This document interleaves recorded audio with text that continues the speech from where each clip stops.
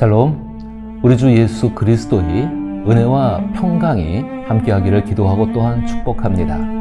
한 주간을 시작하는 월요일 아침입니다. 이 한 주간도 우리 앞에 있는 영적이고 그리고 모든 환경적인 난관들을 극복하게 하시는, 그것들을 부서뜨리시는 하나님의 승리를 얻기 위해서라도 바른 길을 걸어갈 수 있는 한 주간 될 수 있기를 또한 기도하고 부탁합니다. 오늘 함께 읽고 묵상할 말씀은 예레미야 21장 11절로부터 22장 9절 말씀입니다. 제가 말씀을 읽어보겠습니다. 유다 왕의 집에 대한 여호와의 말을 들으라. 여호와께서 이와 같이 말씀하시느니라. 다윗의 집이여, 너는 아침마다 정의롭게 판결하여 탈취당한 자를 압박자의 손에서 건지라. 그리하지 아니하면 너희의 악행 때문에 내 분노가 불같이 일어나서 사르리니 능히 끌 자가 없으리라. 여호와의 말씀이니라. 골짜기와 평원 바위의 주민아, 보라, 너희가 말하기를 누가 내려와서 우리를 치리요, 누가 우리의 거처에 들어오리요 하거니와 나는 내 대적이라. 내가 너희 행위대로 너희를 벌할 것이요, 내가 또 수풀에 불을 놓아 그 모든 주위를 사르리라. 여호와의 말씀이니라.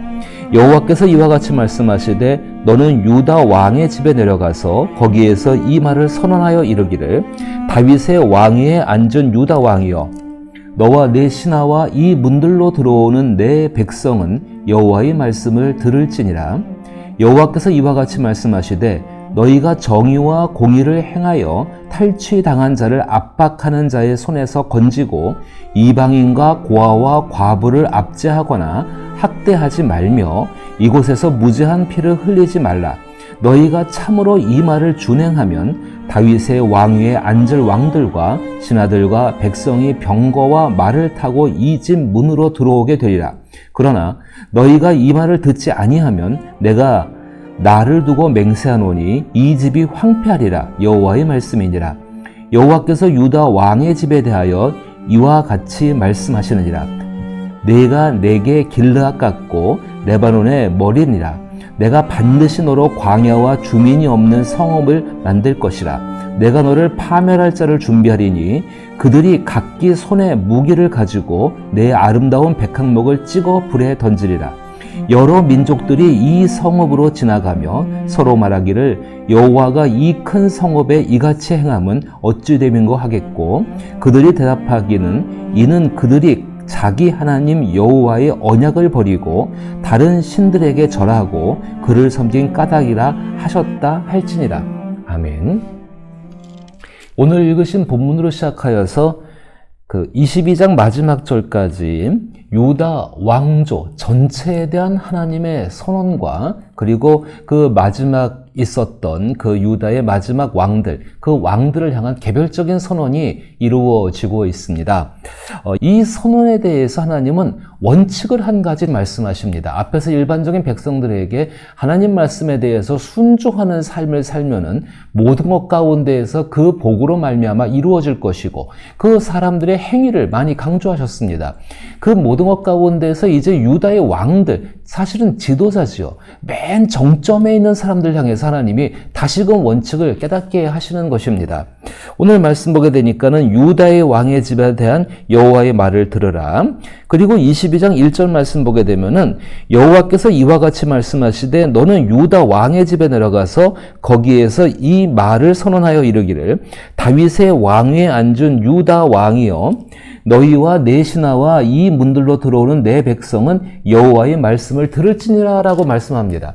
사실은 똑같은 내용입니다. 11절부터 14절까지의 내용하고 그리고 1절부터 9절까지의 내용이 똑같은 내용인데 그 내용을 두 번 반복해서 강조해서 말씀을 하시고 있는 것입니다. 그 내용은 이러합니다.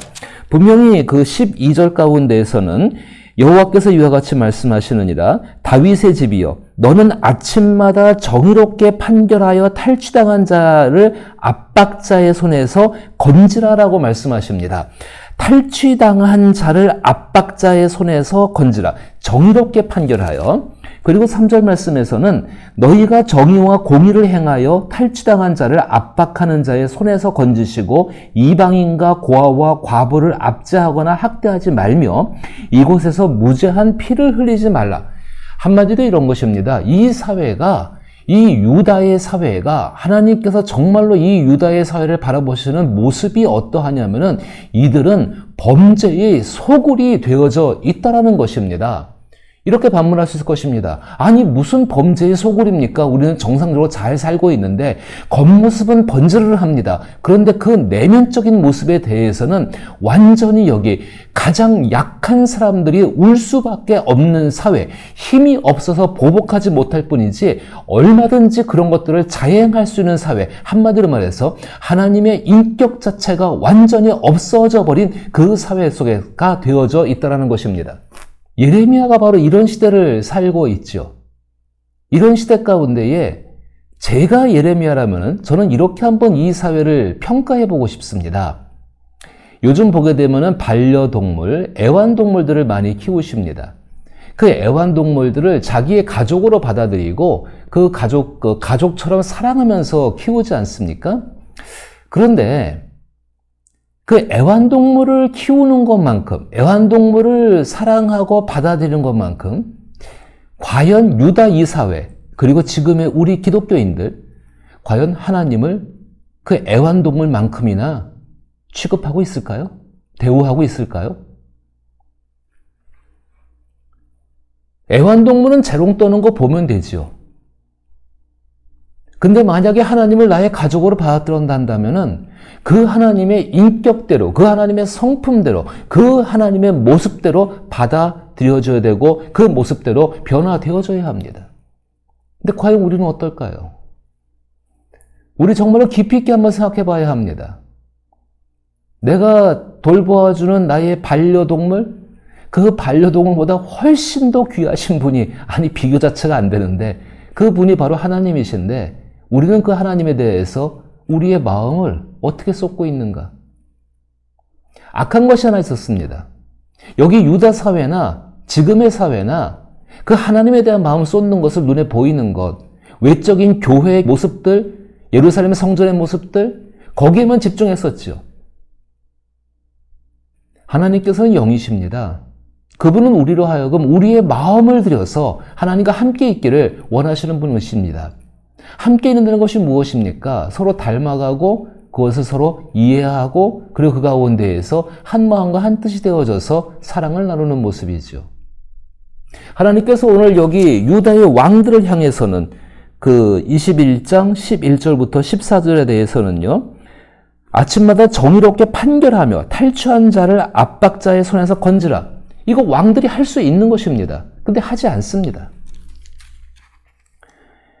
22장 말씀 가운데 3절 말씀은 왕뿐만 아니라 모든 백성들이 그것을 같이 해야 합니다.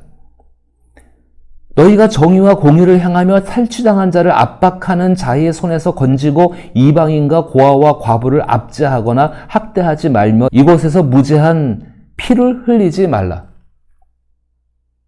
이거는 모두가 같이 해야 합니다. 왕의 힘만 가지고 되는 것이 아닙니다. 그럼 이제 우리는 이렇게 생각해 볼 수가 있습니다. 이것이 정말로 이 현상이 어떤 모습인가? 그 사회 자체가 거꾸로 보면 이해하기가 쉽습니다. 정의와 공의는 땅에 팽개쳐져 있고 탈취당한 자를 압박하는 자가 힘 있는 자이고 그 사람이 잘 사는 사람이고 그렇게 하는 것이 사회의 모범이 되어져 있고 이방인과 고아와 과부를 힘이 없는 사람들이죠. 아무것도 할 수가 없는 사람들입니다. 이 사람들을 학대하는 것, 자기의 이익을 취하기 위해서 학대하다 보니까 이 사람들을 어떻게 취급하겠습니까? 한마디로 인간의 존엄성은 완전히 무너져버리는 사회가 바로 이 사회가 되었다는 것입니다. 무죄한 자의 피를 흘린다.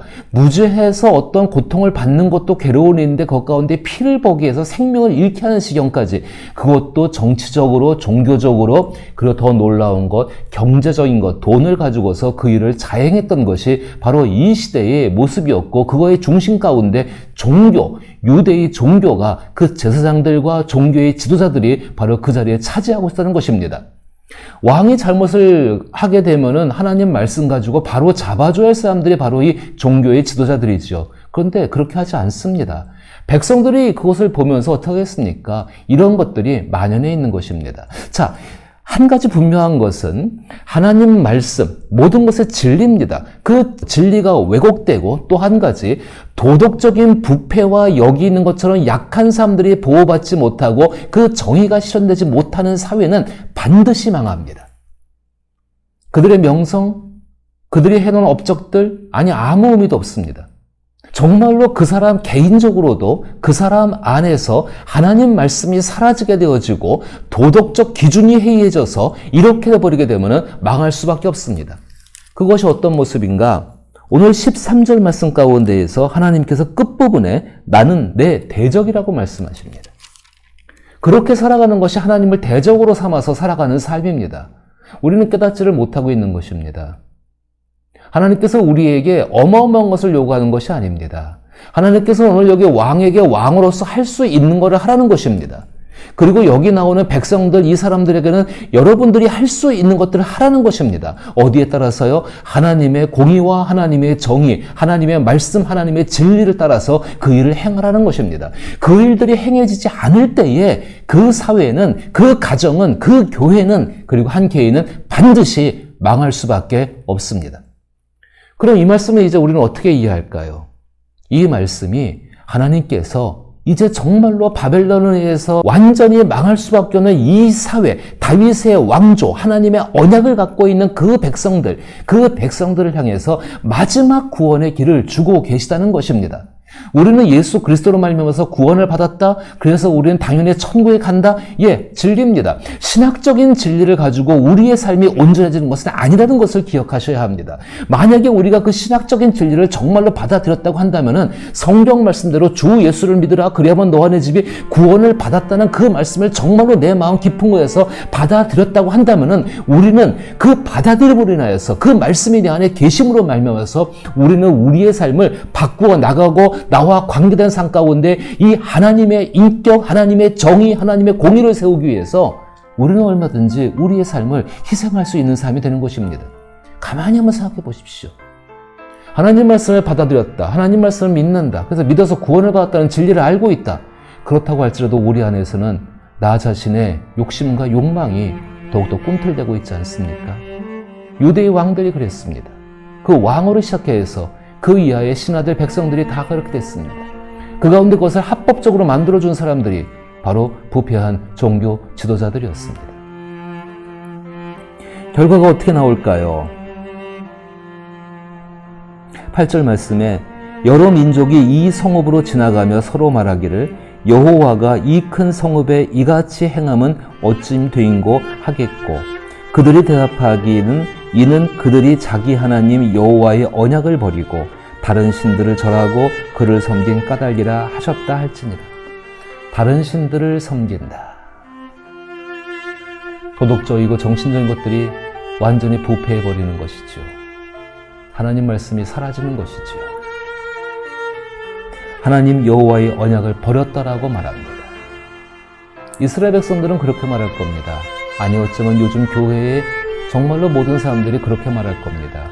언제 우리가 하나님의 언약을 버렸습니까? 하나님 그렇게 말씀하실 것입니다. 주 예수의 말씀 그대로 열매를 보아 알지니라. 삶의 열매 가운데에서 가난한 자의 친구가 될 수 있습니까? 이방인과 나그네들, 그 사람들이 정말 친근하게 말을 걸어와도 당신 마음에는 꺼리낌이 없습니까?